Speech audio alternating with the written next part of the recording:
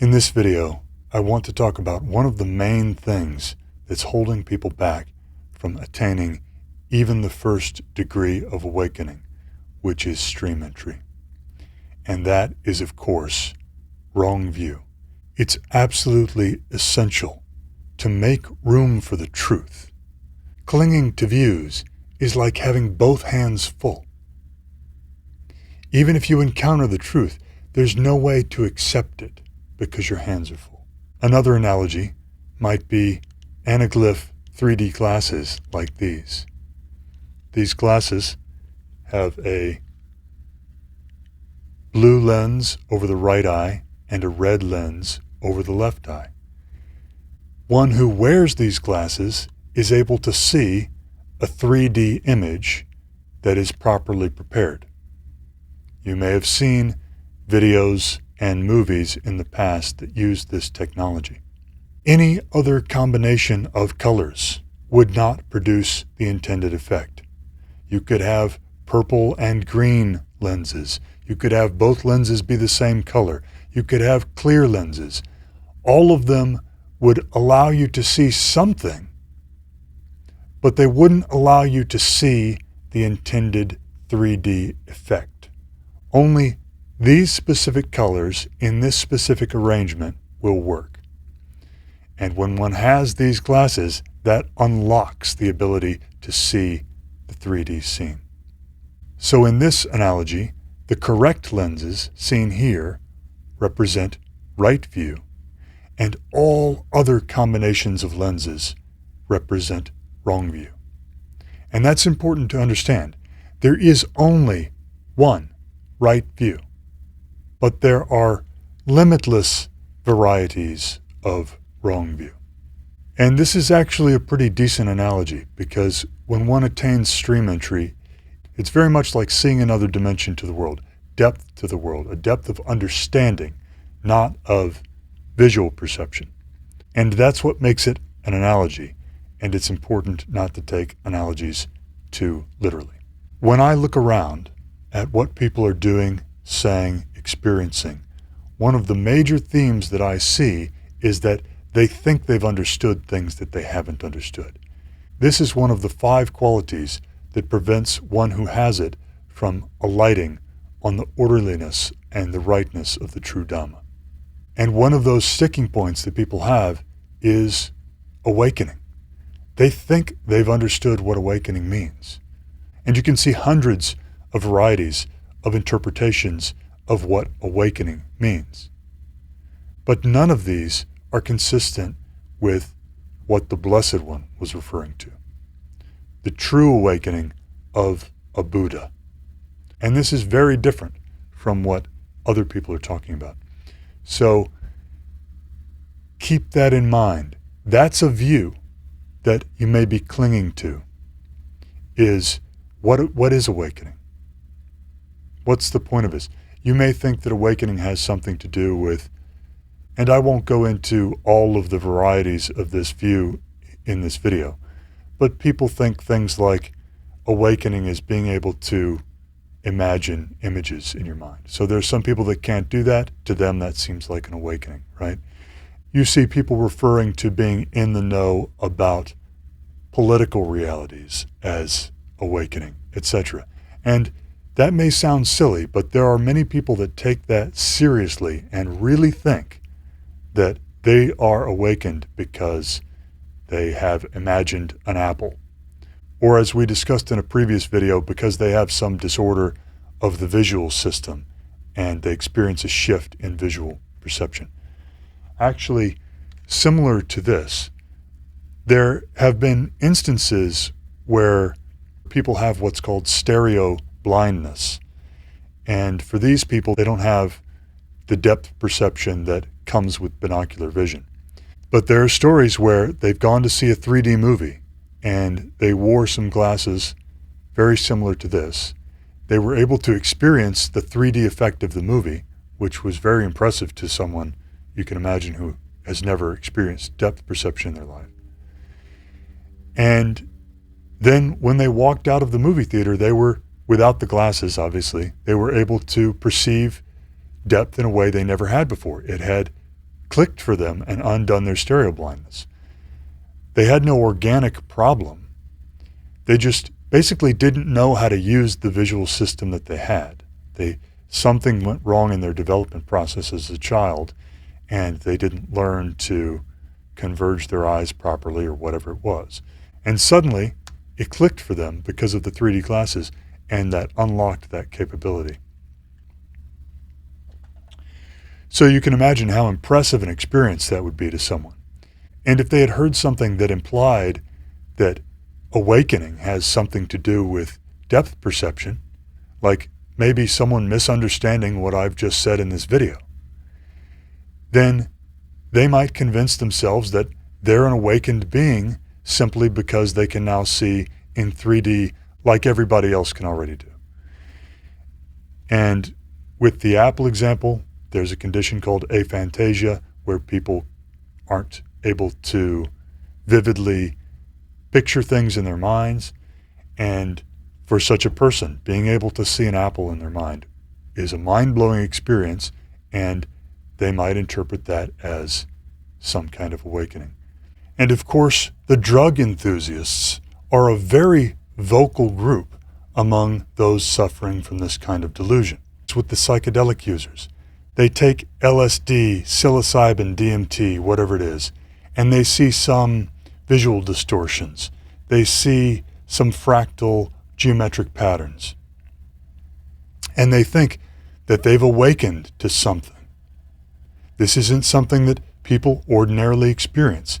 So, because it's a kind of awakening to them, they assume, wrongly, that that's the kind of awakening that the Blessed One was referring to.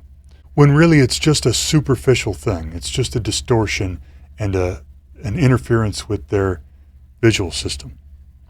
Or similarly, you'll find people that have an out-of-body experience or an astral projection experience or a lucid dream. And they conclude that therefore, because they've had this out-of-body experience, therefore they're an awakened person. And this simply is not the case. And there are just endless varieties of this. Now, by this point in your life, it's probably too late for you to avoid being exposed to these ideas, these varieties of wrong view. And you can't change that. But what you can change is how tightly you cling to them. You can choose to relax your grip and make room for the truth so that you can see the truth when you encounter it, so that you can accept the truth when you've heard it. And this is part of why it's so hard to reach people who have already been exposed to these ideas of enlightenment, of spirituality, etc. Because they've acquired some views and clung to them, and they won't let them go. And the more time that they've spent, if they've spent 5 years, 10 years, 20 years in this arena, then the likelihood that they're going to have a free hand to accept a new view is very low. But it's not impossible. However, it does require a certain level of discernment and self-awareness to realize that the view you've just encountered, the right view of the Dhamma, is of value, of greater value than those views that you're already holding on to, so that you can let them go and accept this new view. Allow the Dhamma eye to arise within you. This can require special circumstances. It can require that you're already disillusioned with the beliefs and practices that you've been holding up to this point. You've seen that they haven't brought you any closer to the end of suffering.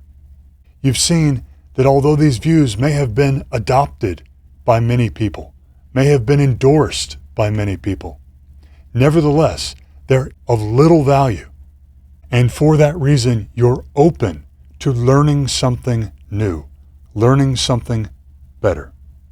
Now, we have here an excerpt from Digha Nikaya 23 that's very relevant to what I've just said.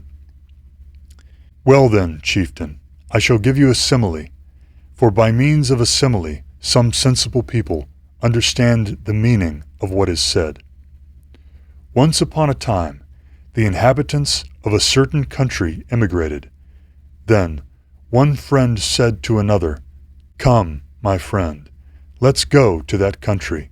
Hopefully, we'll get some riches there." "Yes, my friend," the other replied. They went to that country, and to a certain deserted village. There, they saw a pile of abandoned sun hemp. Seeing it, one friend said to the other, "This is a pile of abandoned sun hemp.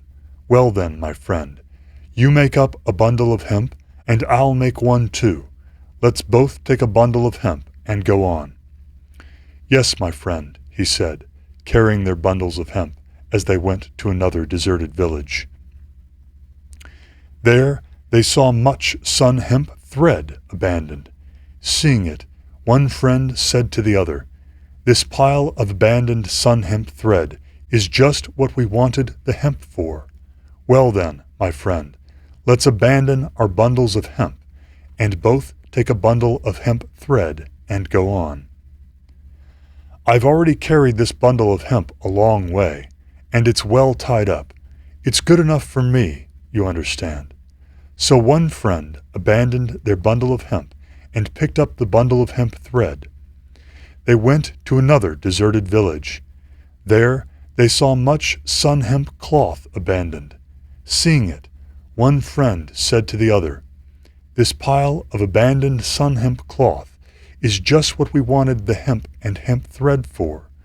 Well then, my friend, let's abandon our bundles and both take a bundle of hemp cloth and go on." "I've already carried this bundle of hemp a long way, and it's well tied up. It's good enough for me, you understand." So one friend abandoned their bundle of hemp thread and picked up the bundle of hemp cloth.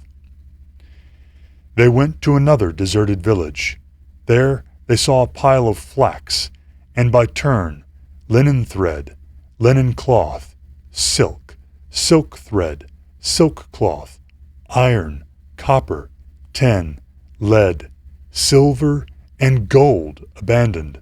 Seeing it, one friend said to the other, "This pile of gold is just what we wanted all those other things for. Well then, my friend, let's abandon our bundles and both take a bundle of gold and go on." "I've already carried this bundle of hemp a long way, and it's well tied up.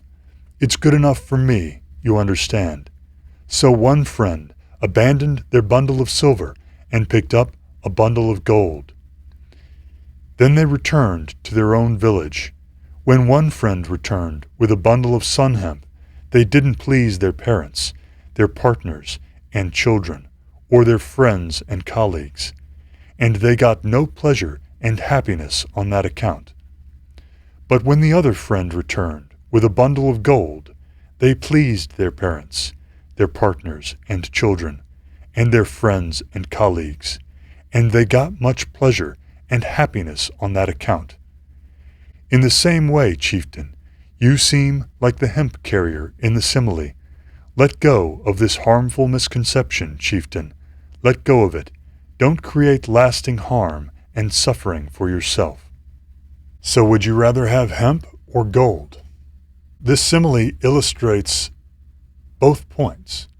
The friend who continued to carry the hemp as his friend took up the progressively more valuable goods demonstrates the sunk cost fallacy. This is what I was saying when people have put 5, 10, 20 years into this.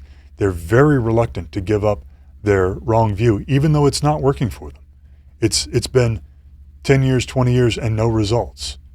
They'll still cling to that view just because of the effort and the investment that they've put into it. And it also demonstrates the fact that you have to lay down the view that you're holding to accept the more valuable view, the more beneficial view. Another good illustration of this is the monkey trap. So here, this guy has a calabash and he's put some fruit in it. And it's put on a tree frequented by monkeys. And here comes the monkey. He puts his hand in grabs the fruit.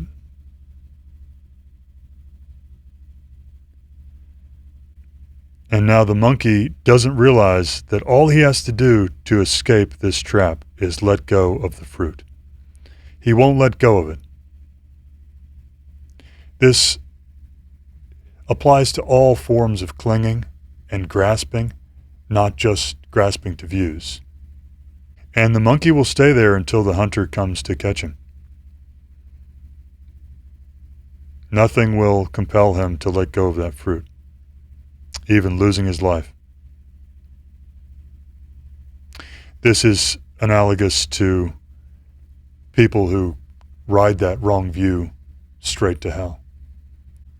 And aside from the 3D analogy, views are very much like lenses that people wear that color their experience, color their view of the world. One's views are very impactful. It really does matter. It might be the simplest thing that you think is insignificant, but if you're clinging to it and it's in conflict with what is good, what is skillful, what is beneficial, then you won't be able to receive those benefits. So, for example, you may have heard that the universe is 13.8 billion years old, or that black holes exist, or the Big Bang happened, or any number of things like that. Those are just things that you've heard. You haven't worked it out for yourself. You haven't reviewed the evidence. You haven't certainly directly known these things. You just heard it from somebody. But people will cling to these so tightly that it interferes with their ability to understand the Dhamma. They're thinking about, well, how does this fit into the Big Bang? Or how does this fit into the age of the universe? Or how does this fit into black holes? Totally missing the point. This is just like those worthless people who approached the Blessed One, demanding to know, is the cosmos infinite or is it finite? And so on. Do you really want to know that? Which would you rather know and understand? The age of the universe or the path of practice that leads to the total end of suffering? It's your choice, just like it was that monkey's choice. He could have let go and escaped to safety. So, what is right view? Well, there are several ways to answer this question, and in this sutta, which is Majjhima Nikaya 9, Sariputta goes over several variations. But I'll just read this one excerpt here. Saying, "Good friend, having delighted in and approved of Venerable Sariputta's words, the monks asked him a further question. Would there be another line of reasoning by which a disciple of the Noble Ones is a person of right view who has arrived at this true Dhamma? There would. When a disciple of the Noble Ones discerns stress, the origination of stress, the cessation of stress, and the way of practice leading to the cessation of stress, then he is a person of right view who has arrived at this true Dhamma. And what is stress? Birth is stressful. Aging is stressful. Death is stressful. Sorrow, lamentation, pain, distress, and despair are stressful. Not getting what one wants is stressful. In short, the 5 clinging aggregates are stressful. This is called stress. What is the origination of stress? The craving that makes for further becoming, accompanied by passion and delight, relishing now here and now there, that is, craving for sensuality, craving for becoming, craving for non-becoming. This is called the origination of stress. And what is the cessation of stress? The remainderless fading and cessation, renunciation, relinquishment, release, and letting go of that very craving. This is called the cessation of stress. And what is the way of practice leading to the cessation of stress? Just this very noble eightfold path, right view, right resolve, right speech, right action, right livelihood, right effort, right mindfulness, right concentration.